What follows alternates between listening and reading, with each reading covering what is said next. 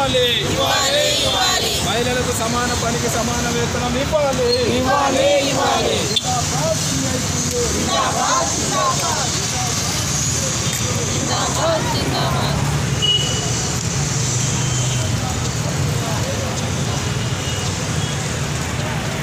బాలికలపై అత్యాచారాలను అరికట్టాలి. అంతర్జాతీయ మహిళా దినోత్సవం వర్ధిల్లాలి.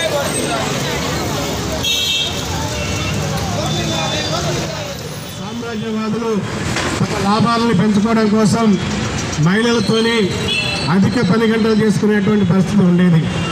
అధిక పని గంటలకు వ్యతిరేకంగా పని గంటల తగ్గింపు కోసం మహిళా లోకం పోరాటంలో చేసింది.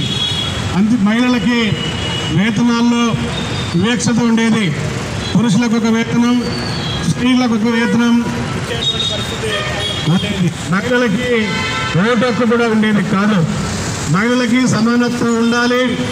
మహిళల్ని అన్ని రంగాల్లో పురుషులతో సమానంగా పరిగణించాలి. రాజకీయ వివక్షత ఉండకూడదు. ఓటు హక్కు కావాలి. పని గంటలు తగ్గాలి.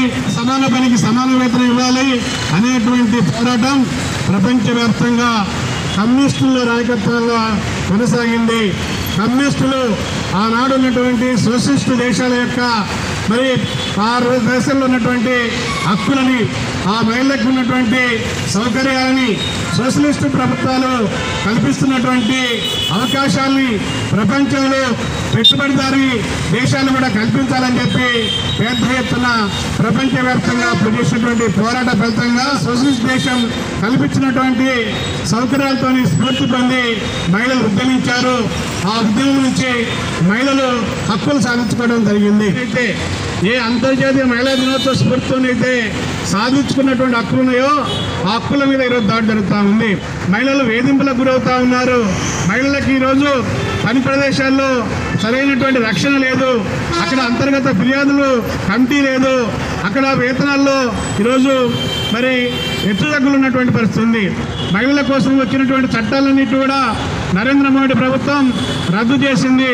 ఈరోజు ఆక్యుపేషన్ సేఫ్టీ అనేటువంటి OHS కోడ్ తీసుకొచ్చింది.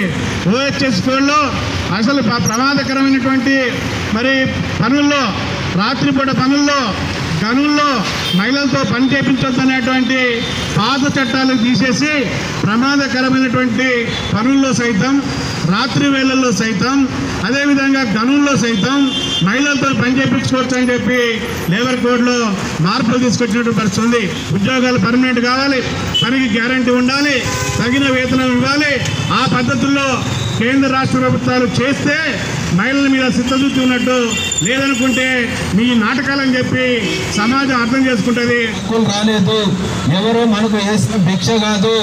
ఇది మన మహిళా లోకం అంతా కూడా, శ్రామిక మహిళా లోకం అందరూ కూడా ఏకమయ్యి, శ్రామిక వర్గం అంతా కూడా ఏకమయ్యి కొట్లాడి ప్రభుత్వం యొక్క మెడలు వచ్చి ఈ రకంగా ఈ హక్కును సాధించుకున్న పరిస్థితి ఉంది.